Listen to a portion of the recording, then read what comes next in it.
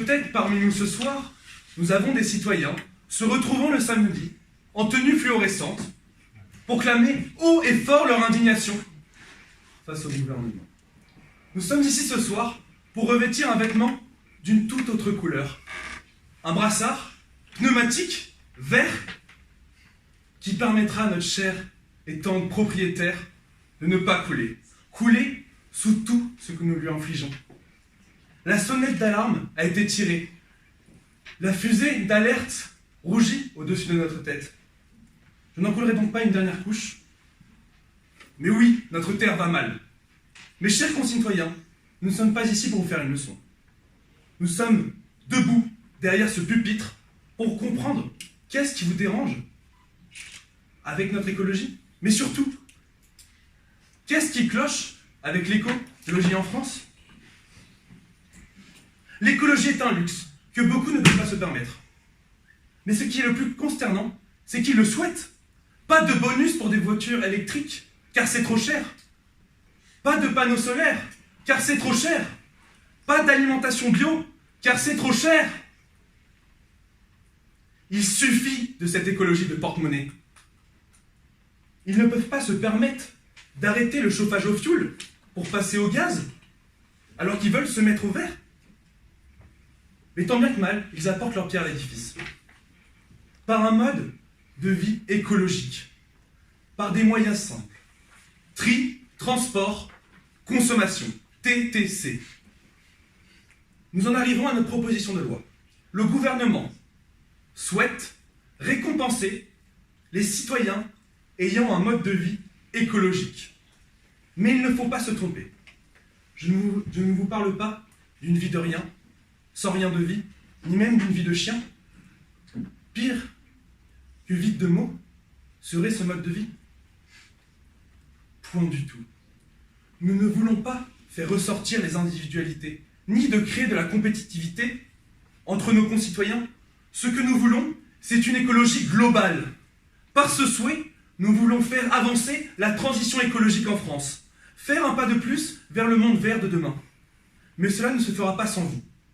Mettons-nous en marche. Il est grand temps de troquer cette vie morose contre le parfum d'une rose.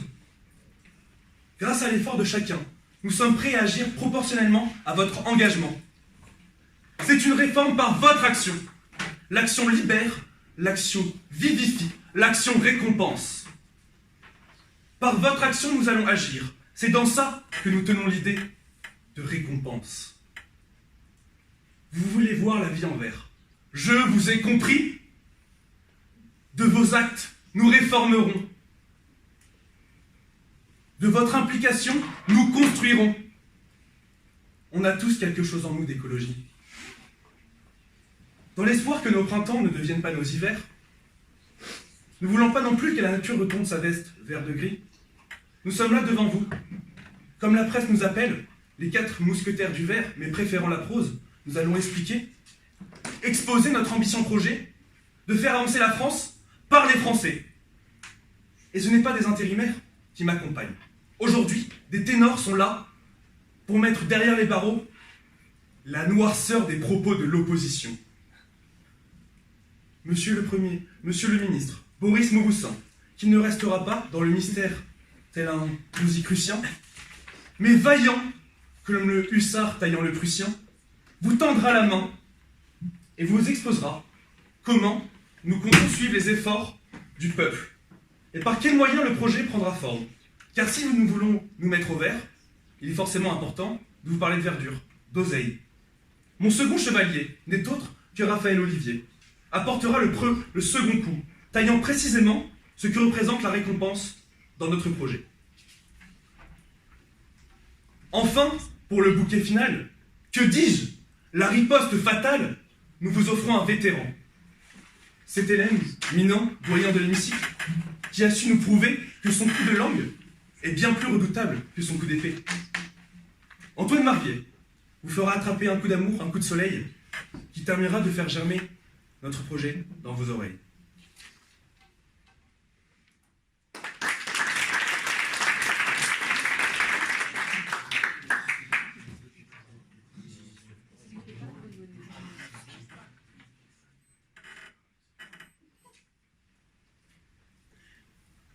Mesdames et messieurs du gouvernement et de l'opposition, honorables membres du jury et très chère assemblée, l'écologie est un problème de société pour lequel nous devons prendre des mesures efficaces.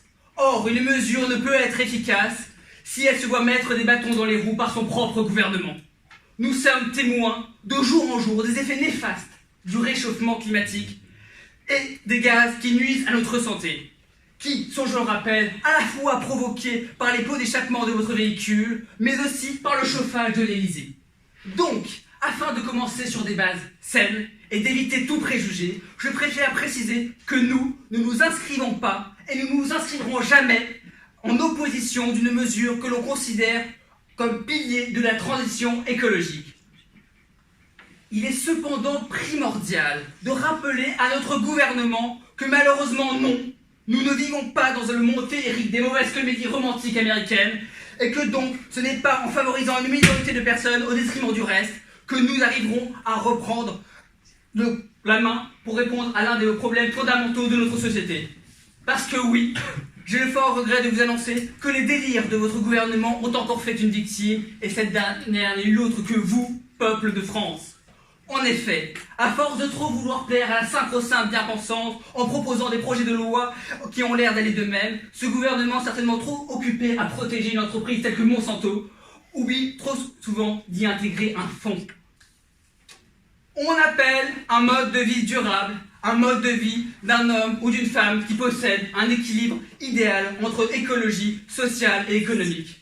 Bien que le gouvernement insiste sur l'aspect écologique, il faudrait cependant ne pas oublier que son projet de loi n'est qu'un écran de fumée suivi d'un élargissement des creux entre les différentes classes sociales, tout ceci financé avec l'argent du contribuable. Excusez-moi. Monsieur, à aucun moment de votre discours, vous nous dites comment vous avez prévu de mettre en place ce projet de loi. À aucun moment de votre discours, vous ne définissez ce qu'est un mode de vie durable. À partir de quand voulez-vous mettre en place cette loi et si la réforme est prévue de rester dans la durée? À aucun moment de votre discours, vous ne dites la nature de votre récompense, ou vous ne définissez même pas cette récompense, et vous ne dites même pas si elle sera appliquée de la même manière pour tout le monde, tout type de richesse sous-entendu, bien évidemment. Vous ne dites pas combien coûtera cette loi, et laissez-moi vous accuser d'avoir fait exprès quand vous ne dites même pas d'où proviendra cet argent. Vous ne dites pas si seuls les citoyens français pourront bénéficier de cette récompense, car je ne vais pas vous rappeler le principe de l'expatriation qui va dans les deux sens. Vous ne parlez aussi à aucun moment de l'existence d'une commission d'enquête qui devrait être en charge de la bonne application de la loi et d'éviter tout type d'abus. Aussi, et ça c'est le plus grave, vous allez oublier de dire comment vous allez fliquer et espionner les citoyens français pour savoir qui est le bon écolo ou pas, et vous ne dites pas à aucun moment comment seront protégées les données récoltées et où elles seront stockées. Il est donc réaliste, monsieur, de considérer votre projet de loi comme du travail bâclé. Monsieur, vous avez une question. Monsieur le député, je suis agréablement surpris. Nous semblons à aucun moment être en opposition. Votre question, s'il vous plaît. En question de la qualité de notre attention, mais votre question, à quel moment notre récompense est en lien avec les différences de classe sociale? Monsieur, à quel moment la récompense est individuelle? Monsieur, allez-vous définir votre récompense? Non, merci. En effet, parce que vous, votre gouvernement, vous êtes plus proche de vos fantasmes que de la réalité, et vous voyez en ce projet de loi un moyen idéal pour la transition écologique, lorsque nous, l'opposition, bien plus objective face à ce sujet qui mérite de prendre beaucoup plus de recul, y voit un moyen maladroit, aussi maladroit que malhonnête, afin de creuser encore plus les inégalités sociales et économiques, avec un résultat économique qui reste encore à prouver. C'est ce dont nous parlera Maxime Royer, député de la transition écologique, qui vous expliquera en quoi cette réforme n'est qu'une carotte suspendue à un arbre qui est en train de mourir et qui n'est nulle la réponse universelle tant attendue. Pierre-Antoine Brasseur, député à la commission du développement durable, vous révélera en quoi parmi tous les choix qui sont proposés au gouvernement afin de réussir au mieux sa transition écologique, ce gouvernement a choisi le pire. Enfin, Ezzaldine Amir, notre secrétaire général, vous résumera la position du gouvernement dans le contexte de ce débat et vous expliquera en quoi ce gouvernement est en train de faire une erreur stratégique fatale à l'heure où les questions écologiques sont les plus importantes. En effet, les questions écologiques sont les plus importantes, car le rôle du gouvernement et le rôle de l'écologie sont de l'ordre de chacun, et le gouvernement, avec cette réforme, ne voit en l'aspect écologique que l'aspect électoral afin de se rattraper à la veille des élections européennes et risque de créer davantage de confusion à l'heure où nous en avons le moins besoin.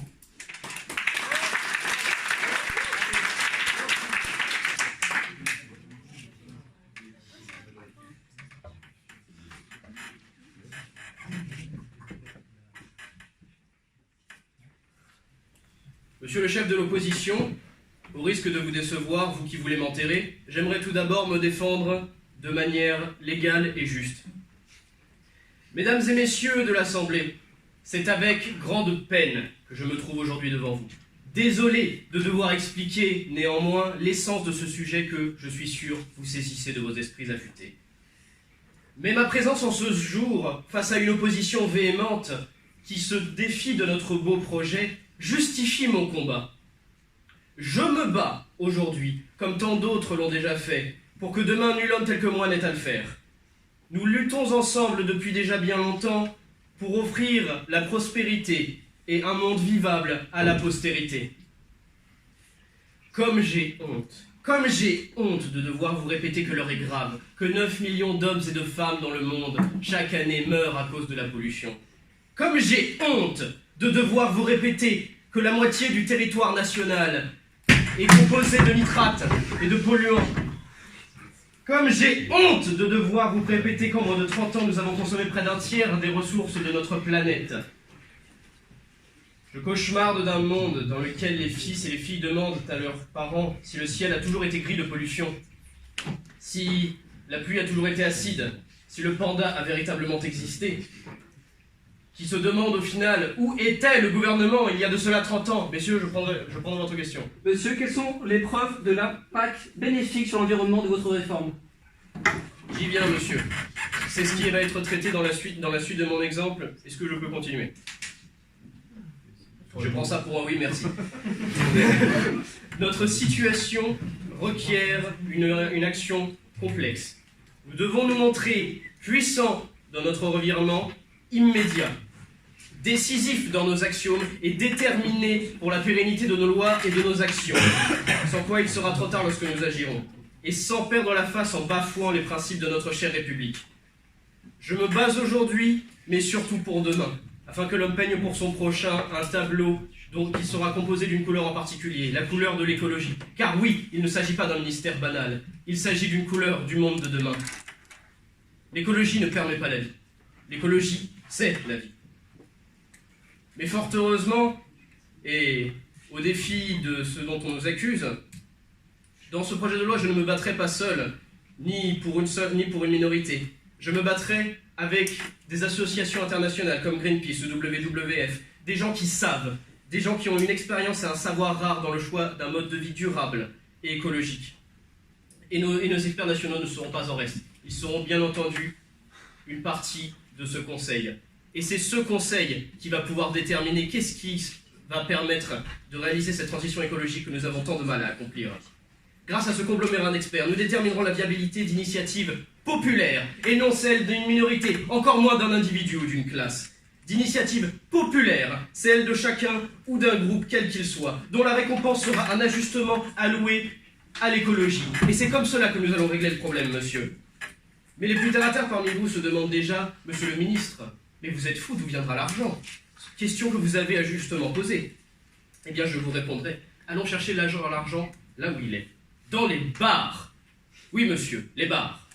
Mobilisant des agents de l'État chaque année pour une somme atteignant parfois des millions d'euros, un simple poisson met à genoux notre nation. Pensez qu'il existe en France une loi qui vous permet de pêcher 3 bars d'un côté d'une ligne imaginaire tracée sur un globe et un seul de l'autre côté. C'est la réalité, c'est en France. Il y a des agents de l'État qui doivent être formés pour constater avec intégrité l'application de cette loi. C'est quelque chose de pesant, inutile et coûteux. Alors voilà ce que je propose. Simplifions ces lois ridicules. Lissons ce qui peut l'être.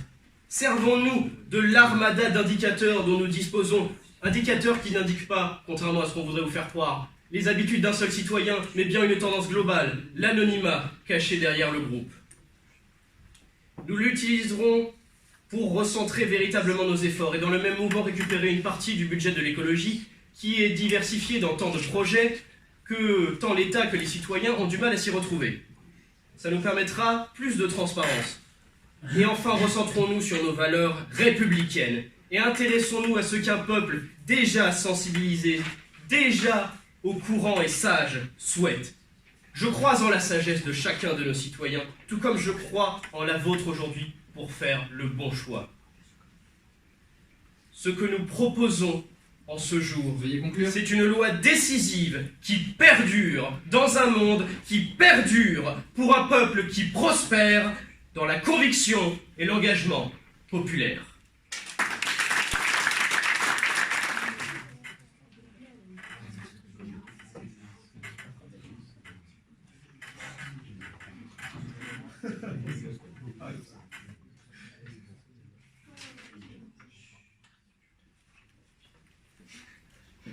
Pour revenir à ce qu'a dit le précédent ministre, tout d'abord, le problème n'est pas l'écologie, mais vos mesures faussement écologiques. L'action ne devrait pas être mercantile tout d'abord. Le but est que la population d'elle-même veille à préserver sa terre. Si elle ne cherche que l'appât du gain, alors cette terre se désintégrera d'elle-même. Ensuite, vous dites qu'il faut une mesure immédiate. Quand vous dites immédiate, c'est-à-dire donc pas de transition. Ou s'il y en a une, combien de temps? Votre projet n'a donc ni début, ni même de fin. Ensuite, vous dites que des membres d'associations ONG pourraient potentiellement rejoindre le gouvernement ou en tout cas aider aux mesures de se propager. De ce fait, je vous pose cette question-là, messieurs. Des membres d'associations ONG gouvernementales sont-ils véritablement adaptés à composer avec un pays entier et des mesures qui seraient donc faramineuses, gérant des millions d'euros? Merci. Membres du gouvernement, de l'opposition et honorables jurys. Je vais maintenant donc dénoncer point par point les raisons pour lesquelles ce projet de loi est tout simplement inacceptable et impossible à mettre en place dans notre belle France. Mesdames et messieurs, et les ministres que j'ai précisément en face de moi, seraient donc pour des systèmes de récompense de comportement écologique pour chaque citoyen. Entendez-vous bien, de récompense. Cela souligne dans un premier temps l'incompétence du gouvernement à sensibiliser sa population à être éco-responsable, mais en plus semble indirectement rejeter la faute de la pollution climatique sur son propre peuple, mais alors que les véritables coupables sont bien connus. Les entreprises, petites et grosses, n'étant pas aux normes écologiques et ne respectant pas les ordonnances françaises et internationales sur la protection de l'environnement. Pendant cette question. Sans carotte, préfériez-vous frapper l'âne? Non, car il existe des moyens bien plus adaptés pour ce genre de situation. En effet, le gouvernement ne semble pas prendre en compte ces coupables dans leur projet de loi, mais en plus propose de créer ce qui peut devenir un revenu universel, une dépendance pour certains citoyens qui vivront au crochet de ces récompenses. Devrions-nous faire comme le Bhoutan où les plus pauvres recyclent pour les plus riches? En effet. Et comment ces citoyens vivront-ils si du jour au lendemain ces aides viendraient à disparaître? Iraient-ils traverser la rue pour chercher du travail? Le gouvernement semble vraiment prendre plaisir à créer des problèmes intriqués dans leurs solutions, de façon à ce que leur travail ne soit jamais fini. L'État veut prendre le monopole des décisions et des aides écologiques, affaiblissant, voire annulant les travaux d'associations luttant déjà depuis plusieurs années contre les mauvais comportements et les plus gros pollueurs. L'État veut-il donc vraiment soutenir indirectement des entreprises comme Monsanto, en déplaçant la cible sur les ménages français et en détournant l'attention portée sur les vrais pollueurs? Enfin, que deviendront ces associations une fois les aides mises en place? Seront-elles dissoutes, recyclées et transformées vers des secteurs, disons, plus utiles? L'État prendra-t-elle la main mise sur les objectifs et mesures des associations? Oseriez-vous s'accaparer le travail entrepris par des dizaines de milliers de volontaires et bénévoles dans le seul but de s'en approprier les mérites tout en gâchant leurs efforts? Dans le cas contraire, intégrerez-vous les associations au gouvernement et dépenseriez-vous de l'argent pour faire de ces citoyens des fonctionnaires?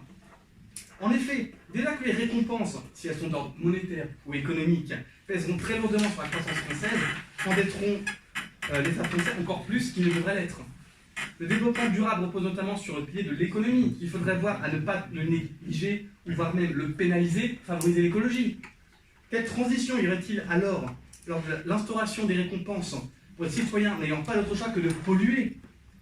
mais également de l'éventuelle abrogation de ce projet de loi pour les citoyens ayant investi dans des outils permettant un comportement bien plus écologique. Si les gouvernements persistent à marcher dans cette direction, que les ministres ne soient pas surpris de constater que lorsqu'on lance une carotte à son voisin en lui disant de faire des efforts pendant que vous prélassez avec un barbecue à ciel ouvert, avec des comportements tout sauf écologiques et durables, elle a tendance à vous revenir dans le visage avec un flot d'injures ou des gilets jaunes.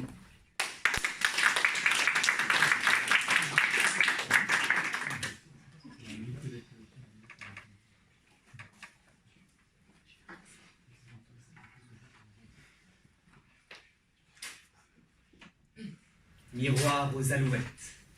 Démagogie à répétition, brièveté des mandats, voix du peuple silencieux. Mesdames et messieurs, est-ce vraiment cela, la République de 1958 ? Est-ce vraiment cela, le pouvoir par le peuple, pour le peuple, que le gouvernement est censé incarner ? Se cacher derrière les discours grandiloquents comme je suis en train de le faire, font-ils de nous, politiciens, des acteurs du changement ? Oui, les politiques que nous avons menées jusqu'ici sont infructueuses ou trop longues pour être efficaces, et vous l'avez dit à juste titre. Aujourd'hui, malheureusement, dans un gouvernement, 5 années de mandat servent malheureusement à déconstruire les 5 années précédentes, ce que les 5 années précédentes ont été faites. Trop souvent, les dirigeants ne sont dirigés que par la soif de la gloire et l'appétit du pouvoir. Taux d'abstention croissant, défiance graduelle envers les dirigeants, opinion défavorable. Voilà des années que les citoyens et l'État se sont désolidarisés. J'en viens à votre question. Monsieur, vous êtes le 3e à passer et j'ai le malheureux constat de vous demander à quoi consiste concrètement votre réforme. Je vous remercie pour votre question et je vous demanderai la prochaine fois de tendre l'oreille sur le son de votre orateur qui a explicité les termes de notre réforme. Merci beaucoup. Voilà des années, je disais donc, que l'État et les citoyens se sont désolidarisés, qu'ils n'appartiennent plus au même socle démocratique républicain, qu'ils n'appartiennent plus au même socle français. Alors, ce soir, au nom du gouvernement, nous avons conscience que cette séparation n'est pas la faute des citoyens, mais bien de nous, les gouvernements précédents et l'actuel. Ce soir, nous faisons notre mea culpa. C'est pourquoi nous vous proposons notre réforme. Une réforme qui permettra à chacun d'entre vous de contribuer à l'effort écologique. Une réforme qui permettra, sans distinction sociale, économique ou politique, de contribuer à l'effort écologique. Une réforme qui permettra aux 67 millions de Français de marcher main dans la main pour l'effort écologique. Imaginez un seul instant, gauchistes et droitistes, main dans la main. Le Pen, Mélenchon, main dans la main. Le PSG et l'OM, main dans la main. Mais surtout, mesdames et messieurs, Caris, Bouba, main dans la main. Ce serait l'octogone généralisé de toute la France face au réchauffement climatique. Un référendum par l'action qui récompense l'entièreté de la population. Et c'est là que je balaie toutes vos interrogations, mesdames et messieurs de l'opposition. Car oui, notre récompense est globale. Elle n'est pas individuelle. Ce que nous proposons, c'est une réforme qui donne à chacun l'opportunité individuellement de réformer l'écologie en France. Ça veut dire quoi? Ça veut dire que si elle est globale, nous allons allouer un budget pour l'écologie à l'entièreté de la France. Mais celui-ci pourra être élevé en fonction des actions de chacun. C'est-à-dire que chaque mois, des experts venant justement des ONG que nous avons déjà citées, qui travailleront avec des gens du gouvernement, établiront mois par mois des données, feront des pronostics, prendront des recensements et nous permettront mois par mois de voir l'évolution que chacun des citoyens a fait chez lui pour contribuer à un effort global écologique. Là voilà la raison. Sans distinction sociale, c'est chacun contribue pour que toute la France puisse avancer dans une mesure écologique. Chaque mois, le budget augmentera si chacun des citoyens se décide de l'augmenter. Chaque Français sera ainsi responsable à son niveau de la préservation planétaire. Et pour la première fois dans l'histoire de la Ve République, nous optons pour la liberté des consciences et des responsabilités plutôt qu'un asservissement législatif dicté par une minorité au pouvoir. Chaque action individuelle fera croître proportionnellement le budget alloué à l'écologie pour tout le monde. Alors, en parlant d'écologie, cessons de dire « ce n'est pas la mer à boire », de vouloir ancrer la faute chez le voisin comme vous le faites très bien, de réformer constamment au gré des flots palinodiques, ce que nous avons fait et ce que les gouvernements précédents ont fait. Nous proposons par cette loi de construire la coque, de naviguer dans le même bateau et d'avoir le pied suffisamment marin pour résister à la houle du réchauffement climatique. Nous sommes tous, vous, membres de l'auditoire, nous, membres du gouvernement, nous sommes tous les matelots de l'écologie. Veuillez conclure. Convaincus de refaire de cette terre un paradis.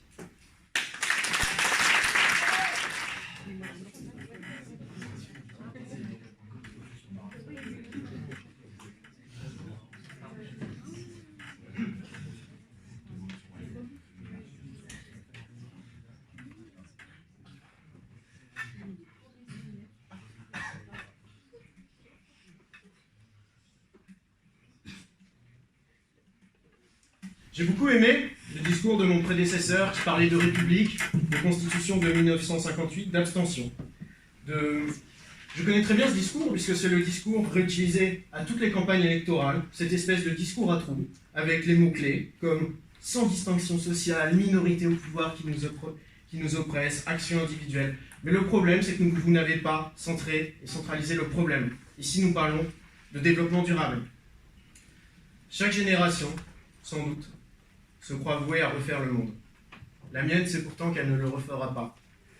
Mais sa tâche est encore plus grande. Elle consiste à empêcher que le monde se défasse. Albert Camus.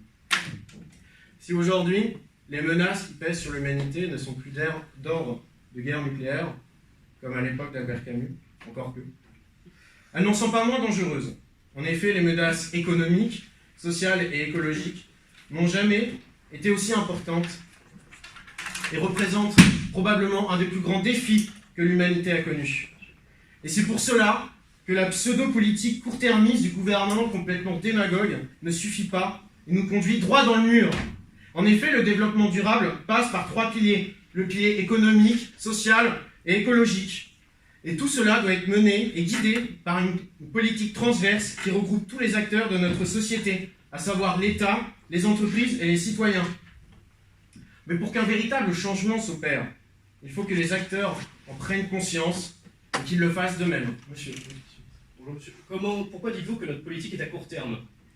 Déjà, j'aimerais bien savoir votre projet. Et à partir de là, on pourra reparler de la durée dans le temps. C'est pour cela qu'il est très intéressant de passer par une politique de sensibilisation et d'éducation. En effet, alors qu'il est plus que jamais nécessaire et que notre dernière heure... Alors que notre dernière heure n'a jamais été aussi proche, il est nécessaire d'impliquer le cœur de chacun. Et c'est pour ça que nous parlons d'éducation ici. Et c'est pourquoi ce projet n'est finalement qu'un écran de fumée, car on n'a aucun tenant et aboutissement et on les a cherchés. Dignes des plus mauvais démagogues. Et finalement, les membres de ce gouvernement ne cherchent finalement plus qu'à plaire aux masses d'électeurs informes, en utilisant des dogmes et des symboles, sans rien proposer de concret derrière. Et un véritable changement doit passer par des opérations en profondeur et surtout par une mutation des modes de pensée et de mutation des consommations des consommateurs. Et d'ailleurs, votre projet de loi revient finalement à encourager les clivages et les divisions, alors que vous prétendez supporter l'unité, qui n'a jamais été autant importante. En effet, cette aide est non seulement insuffisante, mais inutile. Il faut donc opérer en profondeur. Et par exemple, pourquoi pas parler à l'acteur des entreprises qui représentent le marché et aider les entreprises qui proposent déjà des produits durables. Et pourquoi pas les exonérer de TVA lorsqu'ils vendent en France, de façon écologique. D'ailleurs, quelle est la prochaine étape? Ici, vous parlez d'aide pour consommer de façon écologique, mais pourquoi pas, si on en suit votre raisonnement, faire une prime de délation où nous dénoncerons les mauvais citoyens. Et à une heure où la frontière de l'écologie n'est pas encore définie, où il y a 5 ans, les voitures électriques étaient considérées comme le summum de l'écologie, alors qu'aujourd'hui ce n'est plus si vrai que ça, et qu'il faut reprendre tout en cause. Ce projet de loi d'ailleurs est symptomatique de la mauvaise gestion des problèmes d'aujourd'hui. On s'attaque plus aux symboles et on prône plus les symboles que les vrais problèmes. Comme par exemple lorsque nous avions débattu dans cette belle assemblée de l'interdiction des pailles en plastique, alors que nous n'avons rien fait pour modifier le marché mondial, où 90% de ces marchandises transitent par des supercargos qui polluent énormément et qui consistent à amener d'un bout du monde à l'autre des biens qui ont été produits d'une façon déplorable par des employés, et tout cela pour enrichir encore plus des actionnaires et des multinationales. Et pour conclure, je voudrais vous dire qu'appliquer la méthode de la carotte, comme vous prétendez le faire, c'est non seulement péjoratif pour les citoyens, mais également non viable à court terme, à long terme. Car non seulement les carottes ne sont pas illimitées, à cause du désastre écologique, mais une fois la carotte consommée, là, l'âne ou le consommateur ne peut plus avancer. C'est pour cela qu'il faut reconsidérer le système des aides que vous proposez. Merci. Mesdames, Messieurs, vous pardonnerez la mauvaise qualité de ma voix. Je suis allergique au vide et le projet du gouvernement ne facilite en rien mes conditions. Les problématiques liées à l'écologie sont extrêmement variées. Nous avons tellement d'initiatives possibles, de champs d'action, de méthodes. Comme l'a énoncé tout à l'heure d'ailleurs mon collègue M. Brasseur. Mais comme toujours, avec un talent quasi miraculeux, le gouvernement trouve toujours la pire solution. Monsieur le Premier ministre, votre lyrisme m'a laissé stoïque. Je n'ai rien à dire sur votre présentation. Vraiment, je n'ai vraiment rien à dire. Vous avez été poète, vous avez été passionné. Monsieur des poètes, j'en ai connu des meilleurs. Et quand il s'agit des passions, il y a des maisons faites pour cela. Ici, c'est la maison du roi. Monsieur le ministre, Monsieur le ministre de l'écologie, lui a enchaîné avec une autoflagellation sectaire, ou honte à lui de la situation actuelle, mais qui juge tout de même que son projet de loi sera tellement supérieur à tout ce qui a été fait auparavant que la question de l'écologie ne sera plus jamais posée. Il ignore peut-être que 52% de la pollution de l'air provient de l'industrie. Et où sont les associations? Vous en avez cité quelques-unes d'ailleurs, Greenpeace, WWF. Malheureusement, on ne sait toujours pas ce qu'ils feront concrètement dans votre projet de loi. On ne sait d'ailleurs toujours pas concrètement ce que fait votre projet de loi, mais on verra ça plus tard. Et si vos idées, par contre, se résument à la pêche et au bar, si j'ai bien compris, il vous faudra, oui, beaucoup d'aide et de l'inspiration. Mais des associations, bien qu'aux intentions très nobles, doivent-elles vraiment intégrer un gouvernement et être syndicalisées? Relever ça, bien évidemment, revient à tirer sur une ambulance. Jusqu'à présent, le gouvernement n'a pas indiqué comment seront gérées les informations des citoyens. S'il est capable d'assurer ce rôle d'arbitre de l'écologie dans un monde où il n'y a jamais eu autant de fraude. Monsieur, je prends votre question. Qu'est-ce que la syndicalisation d'une association au sein d'un gouvernement, d'après vous? C'est donner du pouvoir à une association au sein d'une institution qui a du pouvoir. Merci. Lorsque l'on a appris que le gouvernement voulait passer un projet de loi qui vise à récompenser les citoyens ayant un mode de vie qu'il juge durable et écologique, Monsieur Turca m'a rejoint et il m'a dit qu'il s'agissait en réalité d'un prétexte. Monsieur Royer, lui, est venu et il m'a dit qu'ils investissaient en réalité leurs efforts et l'argent des Français tels des enfants en bourse. Je les ai tout de suite rassurés, leur rappelant que c'était votre administration qui s'occupait de ce projet de loi et que ça n'aurait donc aucune chance de passer. Monsieur le ministre de l'écologie était le deuxième à s'exprimer aujourd'hui. Et je ne savais toujours pas quel était le projet. Vous avez tellement peu travaillé dessus que je me suis demandé si votre poste de ministre était en réalité un emploi fictif. Ministre du développement durable. Non, il ne s'agit pas de la République de 1958. Et se cacher derrière de longs discours, chose que vous avez critiquée tout au long du vôtre, c'est en réalité votre spécialité. C'est un cas d'école, en réalité, de langue de bois. Vous nous avez rien dit, et les Français et les membres de cette Assemblée ne savent toujours pas ce que vous voulez concrètement faire. J'ai voulu, durant ce débat, faire un pas vers vous, comprendre ce que vous vouliez réellement nous dire. Mais ce n'est pas facile de faire un pas vers quelqu'un quand on ne le trouve pas. Comme l'a dit Monsieur Brasseur, votre projet n'a ni début ni début. Nous nous sommes concrets, nous nous sommes parlé entre nous durant votre présentation pour réellement se concerter et savoir ce que vous vouliez vraiment faire. Aucun, et je vous le promets, aucun n'a de réponse. Quel sera le montant de l'aide? Où seront stockées les informations et par quels moyens? Quel aspect, et surtout quel aspect d'un mode de vie que vous jugez écologique et durable est ici mis en question? Est-ce que c'est la consommation d'eau ou d'électricité des Français? Est-ce que c'est l'utilisation d'un véhicule hybride ou qui consomme moins? Nous ne savons toujours pas. Monsieur le rapporteur nous a déballé un CV magnifique.